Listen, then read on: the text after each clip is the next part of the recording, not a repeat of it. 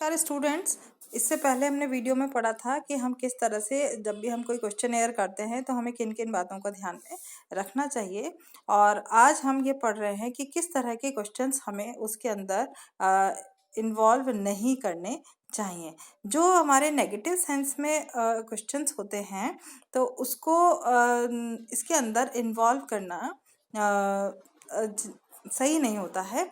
ज़्यादातर इसके अंदर इसी तरह के क्वेश्चंस पूछे जाने चाहिए जो कि डायरेक्ट जिनका आंसर्स सामने वाला दे सके।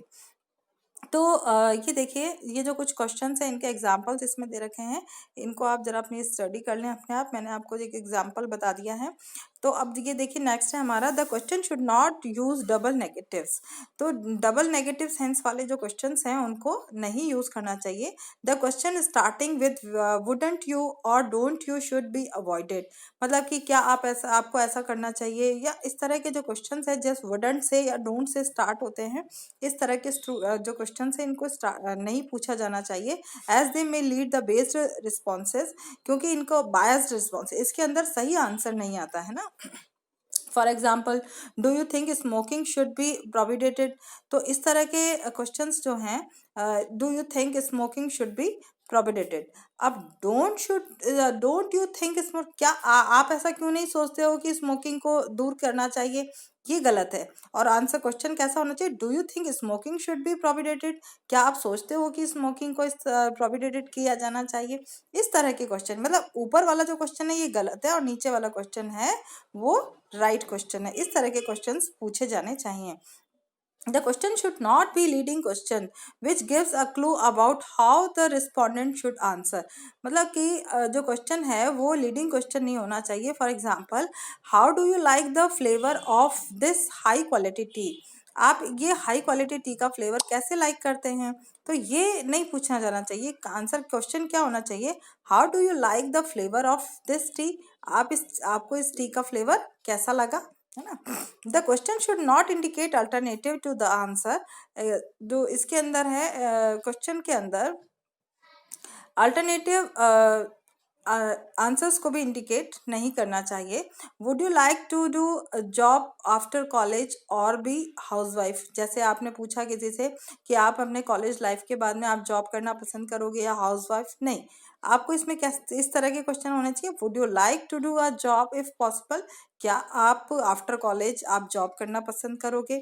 द क्वेश्चन एयर में कंसिस्ट ऑफ क्लोज एंडेड और ओपन एंडेड क्वेश्चंस। जो हमारे क्वेश्चन एयर हैं उनको हम स्ट्रक्चर्ड यानी क्लोज एंडेड, और मतलब उनको पूरा ओपन एंडेड भी होने चाहिए, यानी कि उनमें कुछ ऑप्शंस भी होने चाहिए और कुछ विदाउट ऑप्शंस भी हो सकते हैं। क्लोज एंडेड और structured questions can either be a two way question और मल्टीपल चॉइस क्वेश्चन। इसके अंदर क्या होता है, मल्टीपल चॉइस होती है। When there are only two possible answer, yes और no, it is called two way questions. When there is possibility of more than two options of answers, multiple choice questions are more appropriate। For example, why do you sell your land, to pay off the debts, to finance। ये इस तरह के options आपने दे दिए। ये क्या है, close ended questions are easy to use, score and code for analysis because all the respondents response from the given options, but they are difficult to write as the alternative should be clearly written to represent both sides of the issues। जो open ended questions होते हैं वो ज़्यादा easy होते हैं देने के लिए, क्योंकि उसके सामने अपनी इच्छा से वो कुछ भी उसमें बता सकता है। लेकिन जो ऑप्शंस होते हैं उसके पास ये उसमें चॉइस होती है कि केवल इनको 4 ऑप्शंस में से या यस और नो में से ही उसको अपना आंसर देना होता है। Okay, there are also possibilities that the individual true response is not present among the options given. For this, the choice of any other is provided, where the respondent can write a response which was not anticipated by the researcher. Moreover, another limitation of multiple choice question is that they tend to restrict the answer by providing alternatives without which the respondents may have answered difficultly. Open-ended questions allow for more individualized responses, but they are difficult to interpret and hard to score since there are lot of areas in the responses.